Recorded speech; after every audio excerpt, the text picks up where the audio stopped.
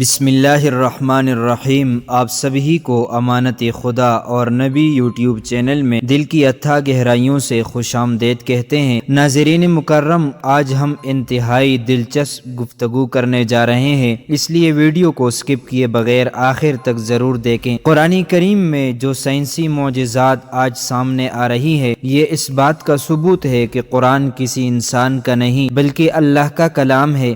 قرآن میں اللہ تعالیٰ نے لوگوں کو بار بار اس طرف متوجہ کیا کہ مظاہر فطرت پر غور و فکر کریں اور ان میں اس کی نشانیاں تلاش کریں۔ قرآن کریم کی ایک آیت میں اللہ نے اس دنیا کی سب سے حقیر اور کمزور مخلوق کی مثال بیان کی ہے، جس میں موجودہ مطلب کو سمجھ کر ایک انسان اس دنیا کا اصل مطلب جان سکتا ہے۔ تمام جانداروں میں یہ نشانیاں موجود ہیں، لیکن چند ایک خاص طور پر وہ ہیں جن کا ذکر اللہ نے قرآن پاک میں فرمایا، اور انہی جانداروں میں سے ایک مچھر ہے۔ جب قرآن پاک میں مکڑی اور مکھی کی مثال بیان ہوئی تو مشرک کہنے لگے کہ بلا ایسی حقیر چیزوں کے بیان کی قرآن جیسی اللہ کی کتاب میں کیا ضرورت؟ تب اللہ نے ان کے جواب میں یہ آیت نازل فرمائی، ان اللہ لا یستحیی ان یضرب مثلا ما بعوضۃ فما فوقها فاما الذین آمنوا فیعلمون انہ الحق من ربهم واما الذین کفروا فیقولون ماذا اراد اللہ بہذا مثلا۔ اللہ تعالیٰ اس بات سے بالکل شرم اور ندامت محسوس نہیں کرتا کہ وہ کسی مچھر کی مثال بیان کرے یا اس کے اوپر کی کسی چیز کی۔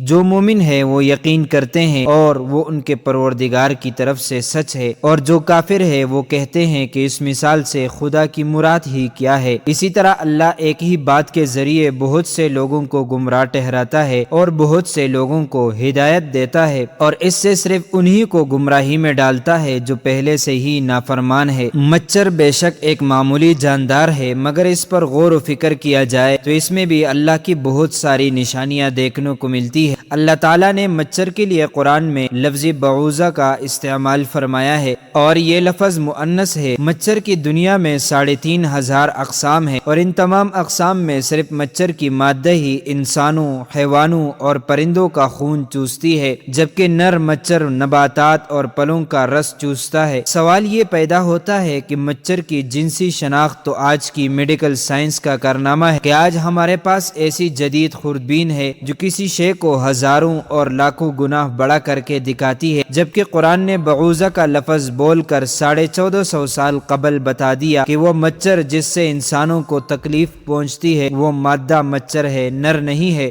منافقوں نے اگرچہ مچھر اور مکھی کے چھوٹے پن ہونے کی وجہ سے قرآن پر اعتراضات کیے، لیکن اگر ان میں تھوڑی سی عقل ہوتی اور اس چھوٹے سے جانور کی ساخت اور بناوٹ پر غور و فکر کرتے تو سمجھ لیتے کہ اس کے بنانے میں باریک بینی اور عمدگی کی ایک دنیا صرف ہوئی ہے کہ جس سے عقل حیران رہ جاتی ہے۔ امام جعفر صادق اس چھوٹے سے حیوان کی خلقت کے بارے میں ارشاد فرماتے ہیں، اللہ نے مچھر کی مثال دی ہے، حالانکہ وہ جسامت کے لحاظ سے بہت چھوٹا ہے، لیکن اس کے جسم میں وہ تمام آلات اور اعضاء ہیں جو خشکی کے سب سے بڑے جانور کے جسم میں ہیں، یعنی ہاتھی، اور اس کے علاوہ بھی اس کے 2 عضو یعنی سینگ اور پر ہے جو ہاتھی کے پاس نہیں۔ یہ ظاہراً کمزور سا جانور جسے خدا نے ہاتھی کی طرح پیدا کیا، اس میں غور و فکر انسان کو پیدا کرنے والے کی عظمت کی طرف متوجہ کرتا ہے، خصوصاً اس کی سونڈ جو ہاتھی کی سونڈ کی طرح اندر سے خالی ہے اور وہ مخصوص قوت سے خون کو اپنی طرف کھینچتا ہے۔ یہ اتنا حساس ہوتا ہے کہ صرف کسی چیز کے اٹھنے سے خطرہ محسوس کر لیتا ہے اور بڑی تیزی سے اپنے آپ کو خطرے کی جگہ سے دور لے جاتا ہے، اور تعجب کی بات یہ ہے کہ انتہائی کمزور ہونے کے باوجود بڑے سے بڑے جانور کو عاجز کر دیتا ہے۔ حضرت علی رضی اللہ عنہ نے فرمایا،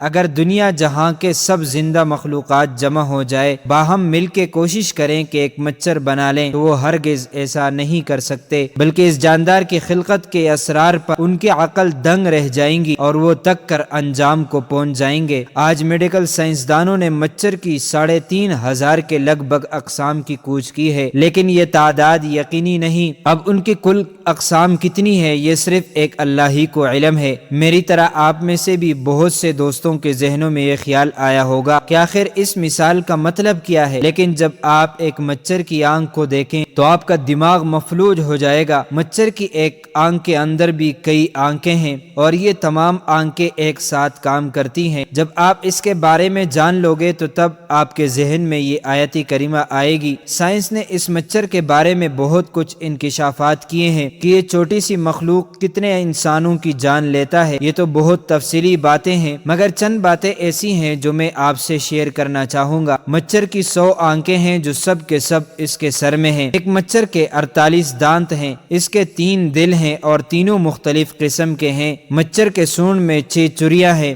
اور ہر چری کا اپنا کام ہے۔ مچھر کے دونوں طرف 3/3 پر ہیں۔ مچھر کے اندر حرارت کا پورا نظام ہے اور اسی کے ذریعے یہ انسانی جلد کی رنگت کو تاریکی میں پہچانتا ہے۔ مچھر کی سوئی میں نشہ کرنے کا نظام ہے جس سے کاٹتے وقت انسان کو درد محسوس نہیں ہوتا اور کاٹی ہوئی جگہ خون چوسنے سے سوج جاتی ہے۔ ایک مچھر کے اندر خون کا تجزیہ کرنے کا نظام بھی ہے، اس لیے وہ ہر خون نہیں چوستا۔ اس بارے میں سائنس کی سب سے حیران کن تحقیق میں یہ بات سامنے آئی کہ ایک مچھر کے اوپر اس کے پر ہوتے ہیں جو اس سے بھی ہلکے ہوتے ہیں، اور مچھر کے پر کے اوپر ایک مائکروسکوپ پیراسائٹ ہوتا ہے، ایک جاندار جو مچھر سے بھی حقیر چیز ہے، جو تمہیں اپنی آنکھ سے نظر بھی نہیں آتی۔ اللہ تعالیٰ کو تو تمہارے اعمال کی اور غلط کاموں کی مثال دینے کے لیے ایسے چیزوں کو سامنے لانے میں کوئی مشکل نہیں، اور یہی وہ چیز ہے جس کے بارے میں اللہ تبارک و تعالیٰ نے سورہ بقرہ کی آیت نمبر 26 میں مچھر کی مثال دینے کے بعد فرمایا، اللہ تعالیٰ اس بات سے بالکل شرم اور ندامت محسوس نہیں کرتا کہ وہ کسی مچھر کی مثال بیان کریں یا اس کے اوپر کی کسی چیز کی۔ کیا شان ہے قرآن مجید کی جس نے بڑے بڑے دانشوروں، فصحاء و بلغاء، عرب کے بڑے بڑے شعراء کی کمریں جھکا دی، ان کی آنکھیں اور ان کی زبانیں بند کر دی۔ یقیناً یہ اللہ کا کلام ہے۔